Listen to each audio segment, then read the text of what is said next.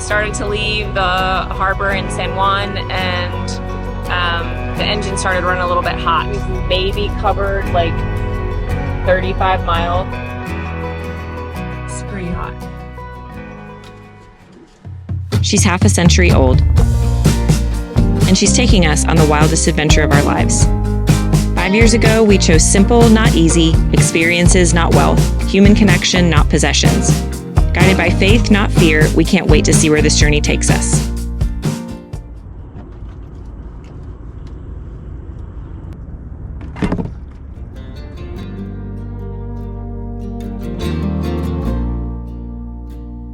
After 5 months in San Juan, Puerto Rico, we're pulling our anchor and sailing west. Destination, Luperon, Dominican Republic.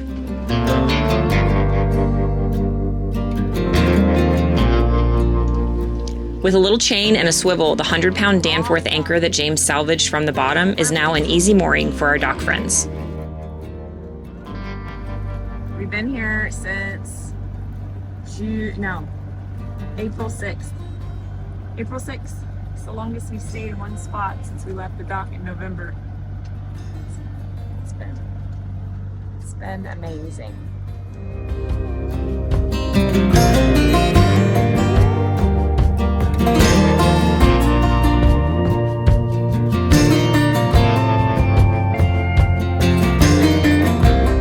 Sailing dog time, Liberty. Are you a sailing dog?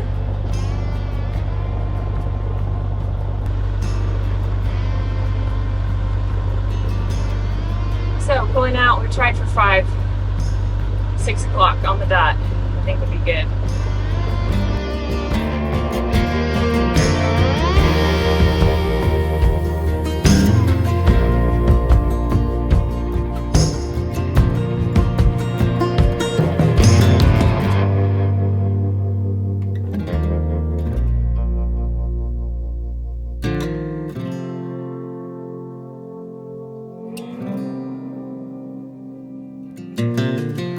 Our departure wasn't without its hiccups.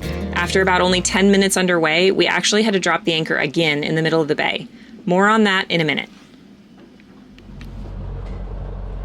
So this is our evening check-in. We've had a lot of issues today. It's been a little crazy. We started to leave the harbor in San Juan, and the engine started running a little bit hot. So we actually dropped anchor there in the harbor and just checked the obvious stuff, checked the coolant level. We checked the impeller to make sure that was functioning. We cleaned the sea strainer basket, which was already clean. So none of those things seem to be the problem. And we're thinking that maybe it's something in the heat exchanger. There may be some crud in there, like barnacle buildup, or there could be like little fins from the old impeller that worked their way through there. We're not sure. So what that means is we had to decide, are we gonna just like keep going and hope to sail most of the way and just kind of limp over there? Or do we stay in San Juan with 2 storm systems approaching that it doesn't look like right now they're gonna be anything, but we're not sure. And yeah, tough decisions. So the decision we made, right or wrong, was to go ahead and go. And we actually ended up with a lot more wind initially than we thought we would. And now we are in like very little wind. We've had, our anemometer's been showing 0 like pretty routinely. Right now it's reading anywhere from like 0.7 up to like 3.5. So there really is no wind. We've got the staysail up just to kind of stabilize the boat a little bit, because otherwise it's really, you can probably tell a little bit, it's pretty rolly, but it is so much worse without anything up sail wise. So we have that up, and we are motoring just at like 1500 RPM. We normally motor at about 2500. So what that means is we're making about 3 knots instead of our normal like 4.5, 5.5. So yeah, it's not a great situation. Also, the forecast for the Mona Passage changed a little bit as far as the wind direction. The speed and the wave height and the swells all still look totally fine, manageable.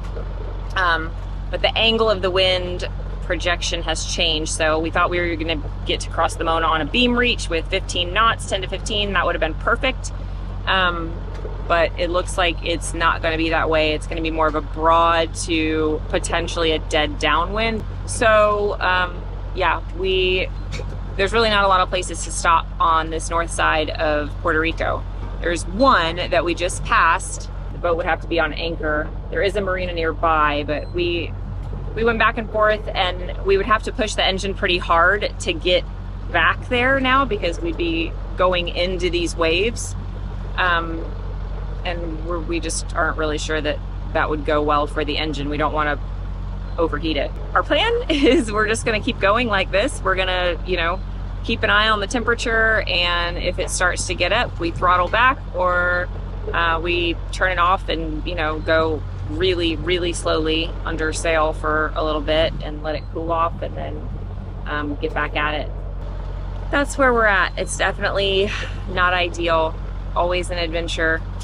And I think it will be a pretty straightforward fix once we get where we're going. But yeah, taking the engine apart and trying to soak a heat exchanger for 24 hours in Barnacle Buster or something like that is just not an option out here. If it didn't go together, if it didn't go back together well, or we ran into a problem of any kind, we are so out of luck. So not a smart decision to do that. We're just going to keep babying it and keep doing what we're doing, and it's just going to take a lot longer to get there.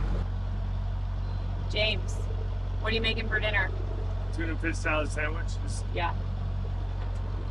The non-cooked dinner. It's pretty hot, so we're not trying to heat up the boat any more than we need to. So tuna fish sandwiches for dinner. All right, we'll check in again soon.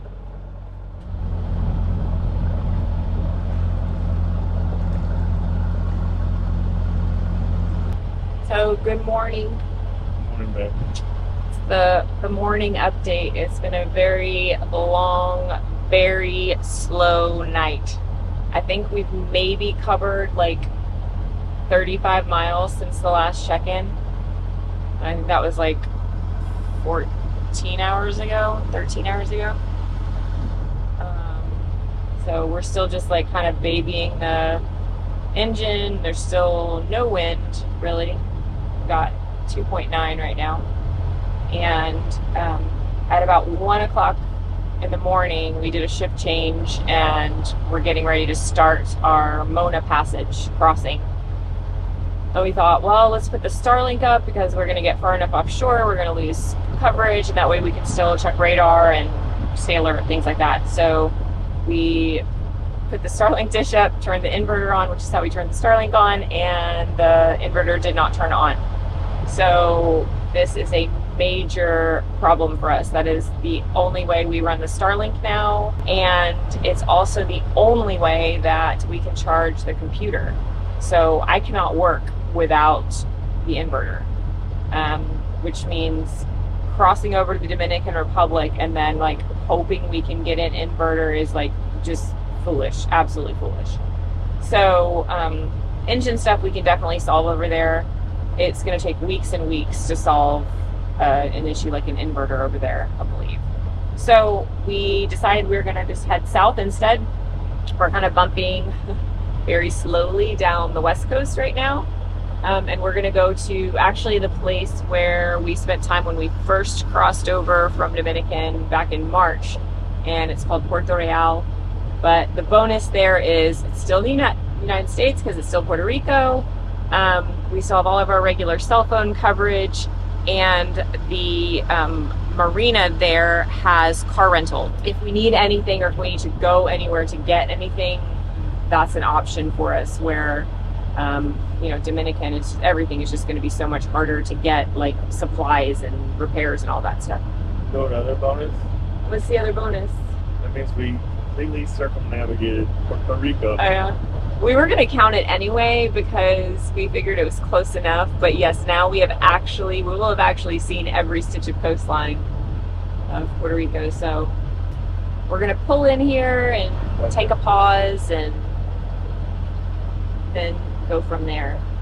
So I'm hoping we're making about 3 knots right now. We have about 24 miles left to get to Puerto Real. So you can see on the water up there, it's a little ripply. Looks like there might be some wind up there, and I feel like I'm just chasing it, but see what happens.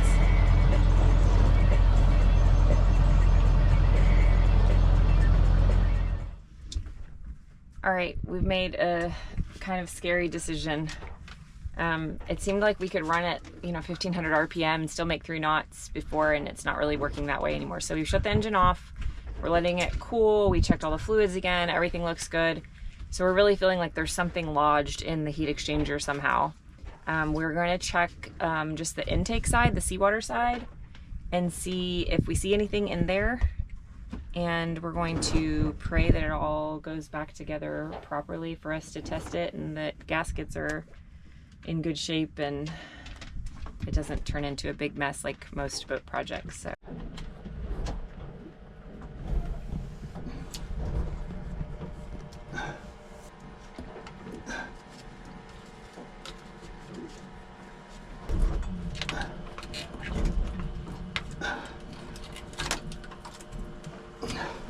Yeah, it's full of barnacles and crud. Right here. This one. Do you remember them long tweezers? The like hemostats things? Yeah. These are honestly one of the best tools to have on a boat. I don't know if they'll fit in there though. They're so small. It's so small.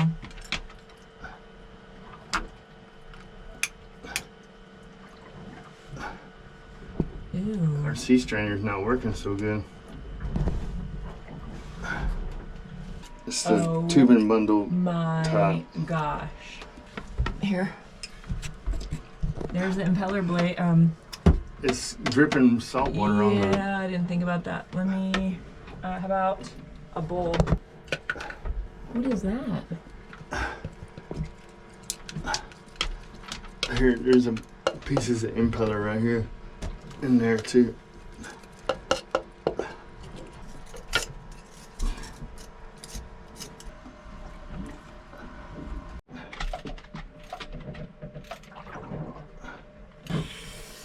Here, baby.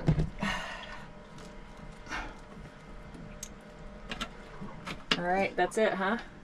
Close this. All right.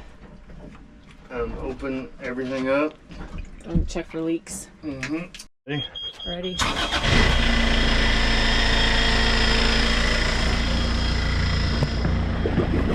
Whoa!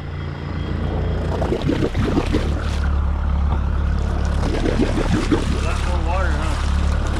A lot more water. That was job well done. Baby! Any leaks? You did so good.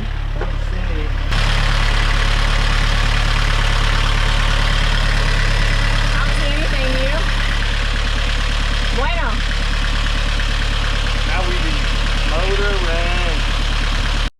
So this is our treasure.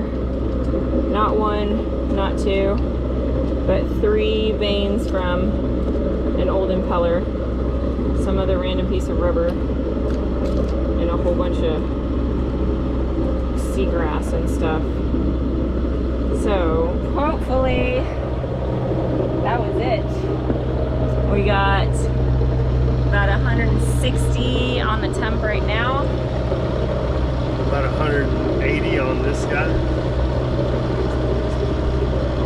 On a scale of 1 to 10, you are an 11. Burned up. It's hot. Very hot.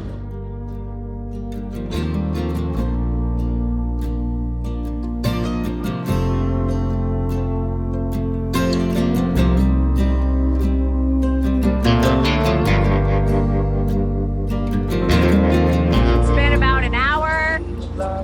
Temperature is still constant.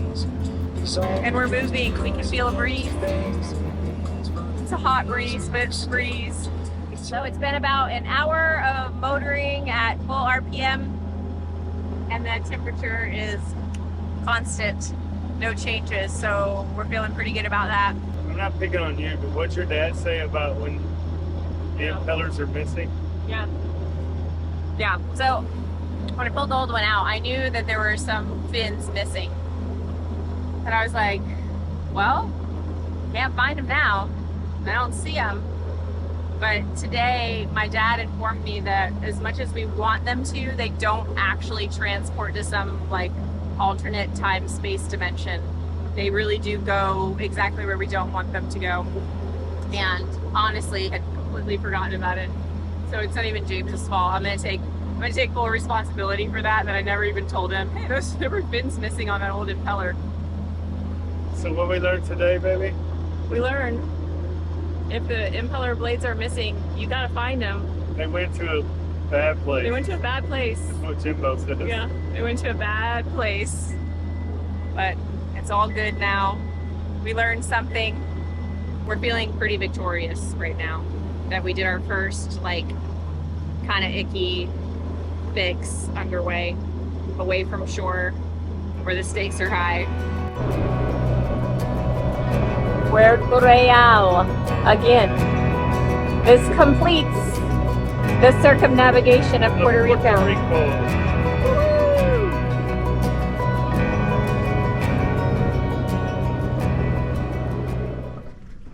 On our next episode, We are tackling one of our boat projects. we brave the Mona Passage, Second time around. and end up dodging sargassum by day Big storms popping up. and thunderstorms through the night.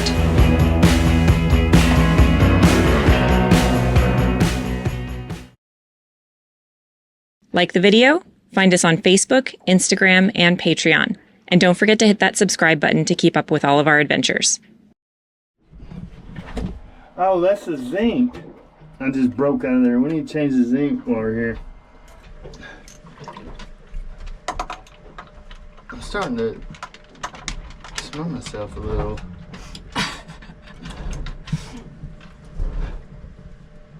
It's pretty hot.